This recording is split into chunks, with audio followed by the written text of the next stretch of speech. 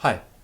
We're still looking at our letters of the classical alphabet, and what we're going to do now is look at a group of letters which we've seen before, but these letters change their pronunciation depending on where they are in the word. Sometimes they are called mutes because they would be silent if they did not have a vowel with them.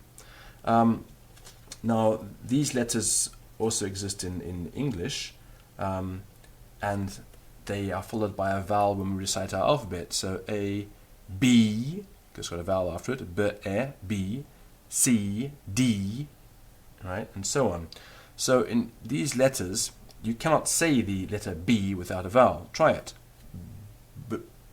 You can't do it. Some kind of sound has to come out with it. But there's a sound there, right? So any vowel sound with it is needed to pronounce it. Same with D, right? Without a vowel, we can't make that D sound. K, we can go k, but even then there's some air coming through.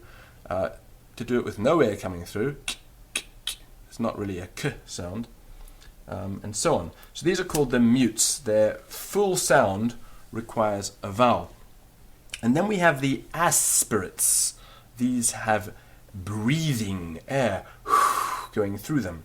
And the easiest way of explaining what's going on with these letters is this. Here we have a kitchen sink.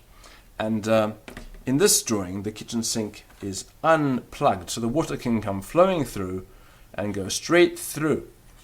So this would be like, right?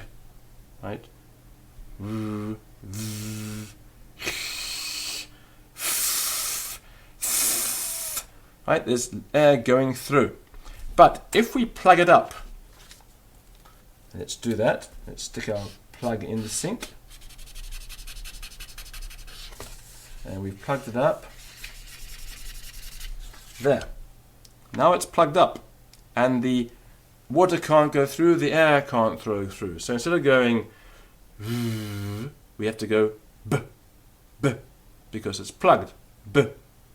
And we actually have a plug in our letters in Hebrew. And there it is. We have letters that are plugged, so the air can't flow through them. And we have letters that are unplugged. This plug is called a dagesh. Now, as our course is mostly an oral course, we're not going to be actually looking at these letters an awful lot, but we need to understand how they work.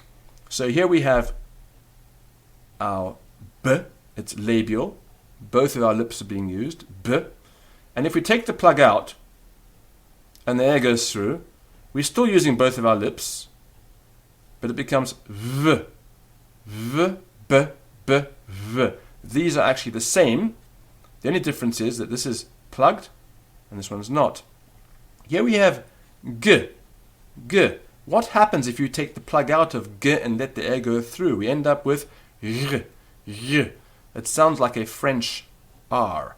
That's some parts of France have this R that's the g, y, an aspirated g, g, y, b, v, d. In ancient Hebrew, you take out that dagesh and the air goes through. D, let's do it. D, th, d, th, d, th. This is like the sound in the word this, th. This one's reasonably straightforward. K, and if the air goes through, ch, k, ch, k, ch. Just like the sound in loch, loch lomond. K, ch, k, ch. This one is formed a bit like the b, but it's p. So p, like the sound in map, map, p. Let the air go through, f, but with our lips. It's the same sound. So it's not, we don't change it, right? P, we're using both of our lips, p, and we take the plug out and we're still using both our lips, f, p, f. Just like here, we're using both our lips, b, v, g, r, d, th, k, ch, p, f, and this one, t, t, and if we let the air go through, th, t, th, t, th, t, th. It's a slightly S-y sound, th, and in fact in Ashkenazi pronunciation this did become a s, and it's pronounced t, s. But in ancient Hebrew it was t, t, s, t, s, a sort of a S-y, t, th sound, verging towards the S, but not quite. T, s, p, f, k, ch, d, th, g, r, b, v.